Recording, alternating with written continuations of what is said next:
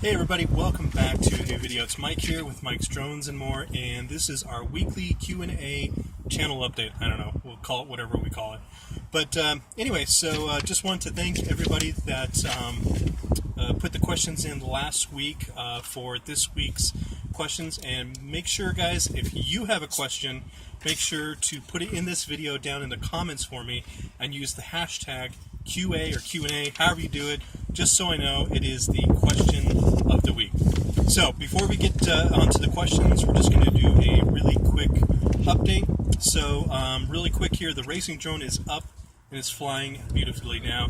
I just did a quick test. I wanted to make sure that the transmitter was working, wanted to make sure all the motors were working, the battery was working, everything. So everything looks good, it's performing well.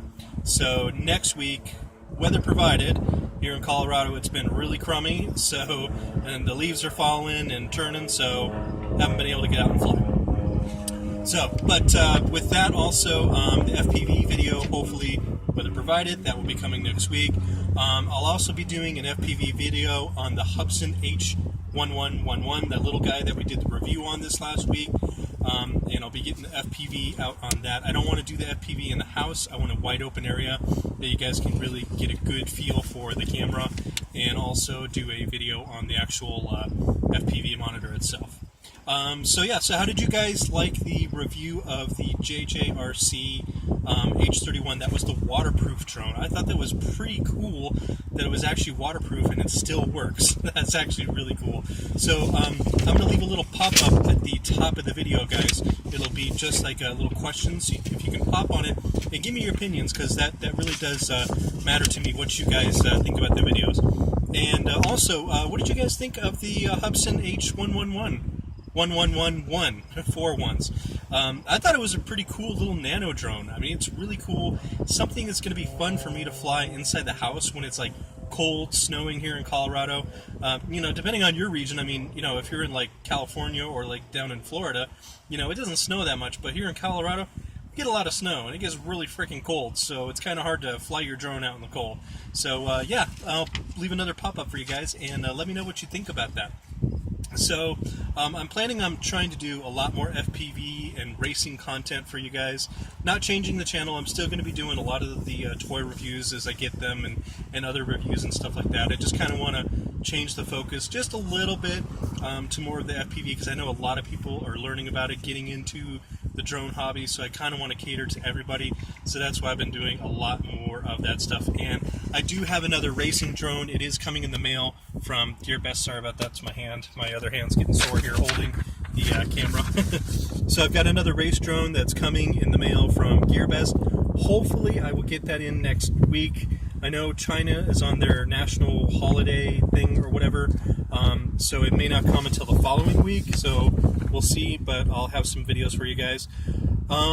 Let's see, and are there any drones that I've done in the past, guys, that you guys want me to do possibly any kind of like mods or upgrades or changes on? I know that I've done the ProMark VR drone quite a bit, so there's quite a few number of videos out there on that. So that's probably not something I'm going to mod anymore, or I'm not going to be doing any more upgrades on that particular drone moving forward. So, but give me guys' opinions. Let me know what you think. Alright, so on to our questions of the week. So, question number 1 comes from Jon C. Jon C's been putting a lot of questions in, so thank you, Jon C. So his question was, what type of GPS drone would you recommend for a beginner within a $150 price range? So that's really going to be really kind of hard, because if you're looking for stabilized video, you're probably not going to find anything in that price range, besides like the DJI Spark, which is still running like almost $500. But if you're looking for something inexpensive, pretty good, I'd recommend actually the MJX Bugs 2. I did a video on that one, and I'll put that up in the top here for you if you want to check out that one. I think it was like $120, and it's a pretty nice freaking drone. It is really, really nice. Takes like 1080p, and it's actually 1080p camera on it.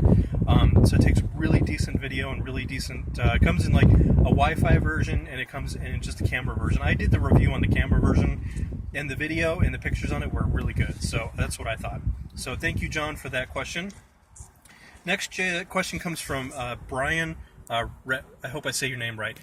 Brian Radar. I'm not sure if I said it right, so I apologize if I didn't. So Brian said he recently purchased his third drone, which is the DJI Mavic Pro, and he's absolutely in love with it, which I don't blame you. It's a freaking awesome drone. But he wanted to know about drone insurance.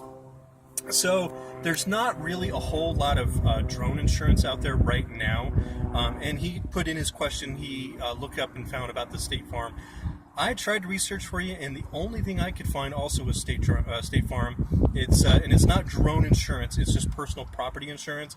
And like I said, I think it runs about $60 a year, but that does cover your drone. I don't know the liability or limitations. I tried to email somebody at a local State Farm office, and they didn't really give me all that much information because I'm not a State Farm customer. But that's about the only thing I could find on there. Now, if you're a professional drone flyer, like I have my drone business on the side, then there's a lot more options for you. So, like in particular, what I use when I go out to sites is it's called Verifly. And what Verifly is, basically, it's an on-demand drone service. And it starts at $10 per hour. And basically it covers you from $1 million up to, I think they have up to $5 million now per hour that you can do.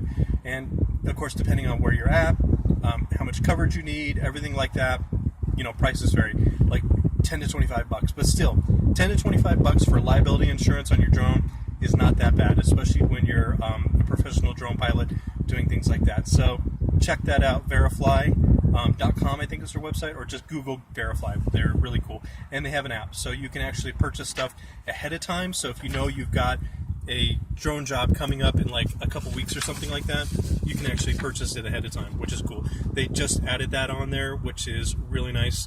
You used to have to do it like on the spot, which was kind of a pain because some of the stuff I do is for the bigger companies can be rural, and it's way out in the middle of nowhere, and they don't have, I keep losing my paper here. So, and it's kind of rural areas, and I keep, it's really hard when you don't have internet or, coverage out there. So that's what that is. All right. Next question, Nick South. Nick, you've been putting in a lot of questions, so thank you to Nick South. Nick South, he said, I don't remember if you did this before, but can you put a GPS unit on the ProMark? And Nick, I couldn't find any kind of GPS module that you could add to the ProMark. And in my honest opinion, just like you guys have asked me, like the GPS, or not GPS, the stabilized gimbals, honestly, I don't think it's worth the money, guys.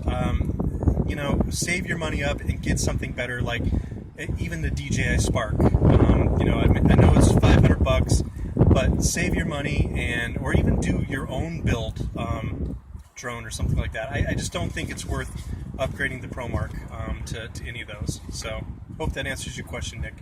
And our last question, and it's not really a question he put in there. I answered it already, but I kind of wanted to share it with everybody else. So Dwindable, he's also been putting in a lot of questions. So thank you, Dwindable, for watching and asking questions. So he wanted to know what the best training exercises to wean somebody off of headless mode. So I put in there that actually I did a couple of training videos a few months back, how to fly your drone. So I will put those up in the question, or maybe I'll put it at the end here for you guys of the video.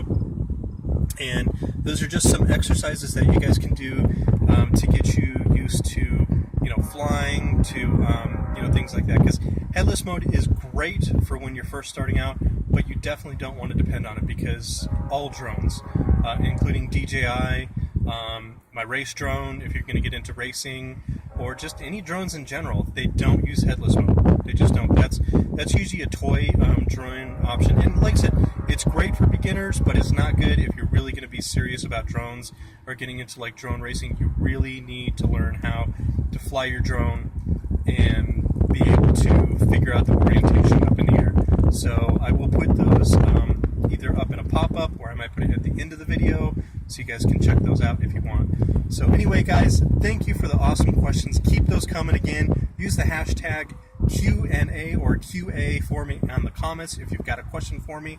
And so that's all I got for today. So Thanks, guys, as always. I appreciate it. Without you guys, I'd have no channel. So, in the meantime, while you're waiting for next week's video, let's keep our drones up in the air and flying high.